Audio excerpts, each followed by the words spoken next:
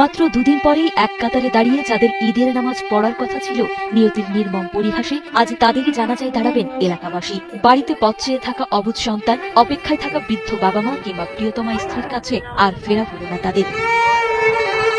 আপনজনের মুখে হাসি ফোটাতে হয়তো সযত্নে কিনেছিলেন ঈদের নতুন জামা, কিন্তু প্রিয়জনের সেই রঙিন উপহার আজ লাল হয়েছে তাদেরই তাজা রক্তে। ঈদের আনন্দ মুহূর্তে পরিণত হয়েছে বিষাদে। আমি বললাম, আব্বা টাকা চলিস না বাবা, তুমি বাসে চলে আসো।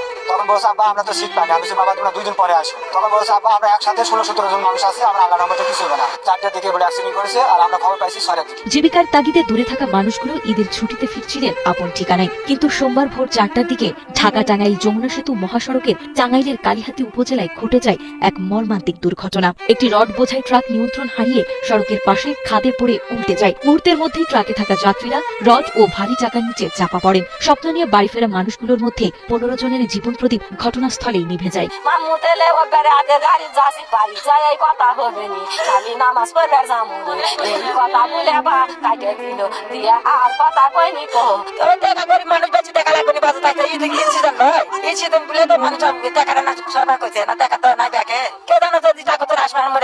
একসঙ্গে এতগুলো মানুষের মৃত্যুতে সবচেয়ে বড় শোকের ছায়া নেমে এসেছে নওগাঁর মান্দা উপজেলায়। নিহত 15 জনের মধ্যে 13 জনেরই বাড়ি মান্দা উপজেলার ভারসো ইউনিয়নের 3 নম্বর ওয়ার্ডের রাজেন্দ্রবাটি ও পাকুড়িয়া গ্রামে। ঈদের ছুটিতে একই সঙ্গে বাড়ি ফিরছিলেন তারা, কিন্তু তাদের এই ফেরা যে অনন্তকালের ফেরা হবে তাকে জানতো। একসঙ্গে এতগুলো তরতাজা প্রাণ ঝরে যাওয়ায় গ্রাম জুড়ে এখন শুধুই কান্নার রোল। আমি মাননীয় প্রধানমন্ত্রীর কাছে আবেদন করলাম, আমরা যেন অনাকাঙ্ক্ষিত মৃত্যু আমরা যেন না দেখি। সর্বমোট 10 জন আর বিভিন্ন ধরনের 5 জন, সর্বোচ্চ যে কয়েকজন লোক মারা গেছেন তাদের আমি আর্থিক সহযোগিতার দাবি করলাম। পুলিশ ও স্থানীয় প্রশাসনের পক্ষ থেকে নিহতদের লাশ উদ্ধারের পর পরিচয় শনাক্তের কাজ চলছে। 13 জনের পরিচয় নিশ্চিত হলেও বাকি কয়েকজনের পরিচয় এখনো অজানা। তবে নাম বা পরিচয় যাই হোক না কেন, প্রতিটি লাশই কোনো না কোনো পরিবারের বুক ভরা স্বপ্ন, কারো বেঁচে থাকার একমাত্র অবলম্বন। ঈদের ঠিক আগ মুহূর্তে মহাসড়কের এই মর্মান্তিক মৃত্যু মিছিল যেন পুরো দেশকেই স্তব্ধ করে দিয়েছে। টিকিট কালোবাজারি এবং ঘরমুখী ঈদমুখী মানুষগুলো ঘরে ফেরার জন্য যখন টিকিট করতে যাবে তখন তারা টিকিট পায় নাই, এবং একসময় টিকিটের মূল্য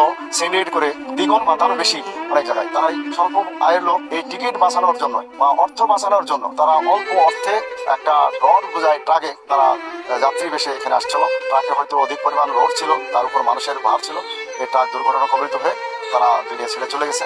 আমরা সরকার সহ সবার কাছে আবেদন রাখতে চাই যে এই টিকিট কালোবাজারি সহ এই সিন্ডিকেট বন্ধ করতে হবে। আমাদের জেলা এবং উপজেলা প্রশাসনের পক্ষ থেকে ইতোমধ্যে এই লাশগুলো সৎকার করা, দাফন কাফন করা এবং লাশটি পরিবহন করা, যে এইটার যে খরচ সেগুলো বেয়ার করা হবে, এটা আমাদের জেলার সম্মানিত জেলা প্রশাসক স্যার, টাঙ্গাইলের জেলা প্রশাসক স্যারের সাথেও কথা বলেছেন, এবং এই বিষয়ে যাবতীয় খরচ আদি আমরা জেলা প্রশাসক উপজেলা প্রশাসন থেকে আমরা বেয়ার করবো। আর এছাড়াও মৃতদের যে পরিবার প্রতিকে আমরা ত্রাণ